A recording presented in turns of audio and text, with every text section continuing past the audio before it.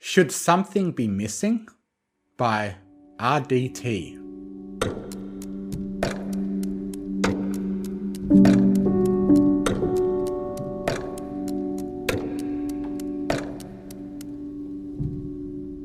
Pinkie Pie woke up today feeling lazy. That in itself was not unusual. Pinkie didn't consider herself a morning pony anyways.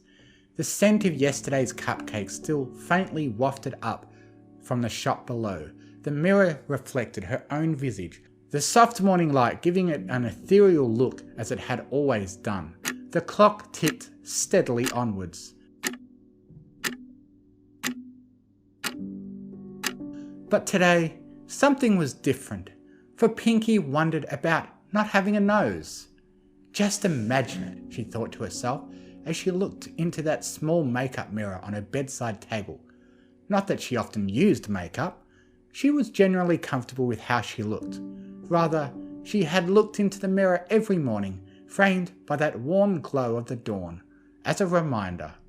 It was easy for Pinkie to lose herself in the life of the party, have all of her worries melt away, and for a short time became the party. But too many saw her as nothing else, and she was afraid that she would ever see herself in the same monotone way, as nothing but an addict of fun. But in the mirror, with her mane seeming to glow, she understood something, that every pony's sparkle shifted depending on the light. The mirror would serve a different purpose today though, as Pinkie waved a hoof in front of where her nose was, and she imagined it would be covering nothing, just empty space between her hoof and her head, without a knob of flesh getting in the way of things. The lighting helped with that, and she giggled. And yet there was no reason. Every pony had a nose, did they not? But, tapping the tip of her snout, she couldn't help but think she'd rather have felt nothing there. It didn't make sense. She had a nose. She didn't get to just not have one. But let's just play pretend. I can pretend, right? Yes? No? Maybe? She returned to the mirror, but there was more than just not seeing it now. She would not feel it on her face. She would no longer smell. Her breath no longer had to flow. Why did she feel content? Her reason eluded her, but she stared into the mirror, transfixed by the concept of a Pinkie Pie without a nose. Wait! There was that one time with Trixie and a magic jewel, right? But she could no longer remember why she had been so angry and terrified. Then, like the sun which inevitably came over the horizon, she understood. Until today, she had not known Pinkie Pie. That nose was not a part of her, despite how other ponies had seen her, and perhaps might still see her. She finally understood herself. She would show them. If only I could go back. I wonder if Trixie could do it again, or maybe Twilight. She's the super duper magic expert after all. But Twilight, she remembered, was currently on an excursion to study the mirror pool, and had expected to be gone for several days.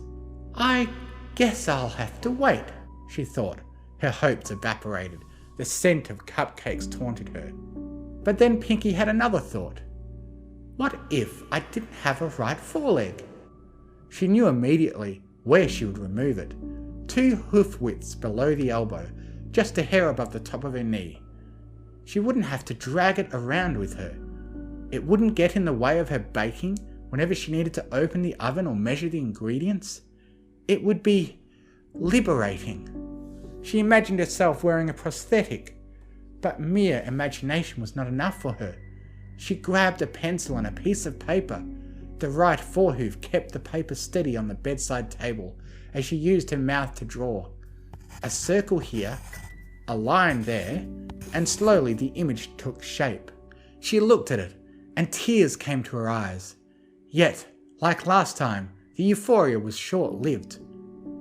What if I didn't even have ears? Then the morning would be quiet. She wouldn't hear the rattle of carts being pulled along the street or the sound of some confused would-be customer ringing the shop bell.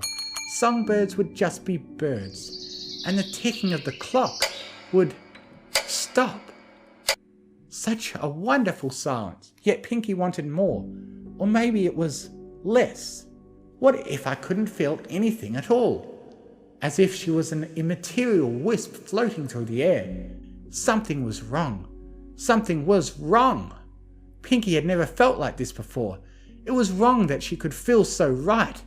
Maybe Twilight could help. She's the expert on this sort of thing after all. But Twilight, she remembered, was studying the mirror pool. Wait, I knew that, didn't I? She shook her head. Everything was slipping away from her. She looked into the mirror again, trying to regain that sense of clarity from earlier in the morning. It didn't work. Twilight was gone, and somehow Pinkie felt that it was important. Something clicked for her. What if I'm a clone? But that didn't make sense at all. Twilight's watching paint dry test should have made sure that I was the real Pinkie Pie, right? Then again, I overheard that one Pinkie Pie who hadn't been sure if she was a clone or not either. Now that she thought about it, that test wasn't the most convincing method. Maybe she can invent a spell for it. With all the research she's been doing, it'd be really nice to know for sure. But that was so long ago, and even if she was a clone, it didn't explain why everything only started this morning. Twilight's there. If she accidentally did something to the pool itself, who knows? Pinkie looked at herself in the mirror, and she could imagine that she wasn't even there. Or maybe I'm just going crazy.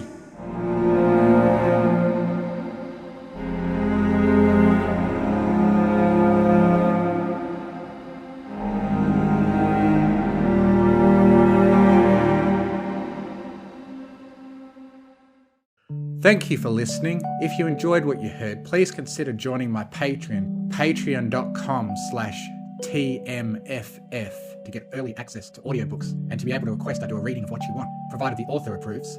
Thank you to Artlist.io for providing the massive music and sound effect library that I have to work with. And most of all, thank you to the bronies who write the amazing stories that inspire me to make these. Fluttershy and Izzy are best ponies. I now have a Discord server where you can join in and chat with other fanfiction fans. If you enjoy what I do, you can donate to me on Ko-Fi, links in the description.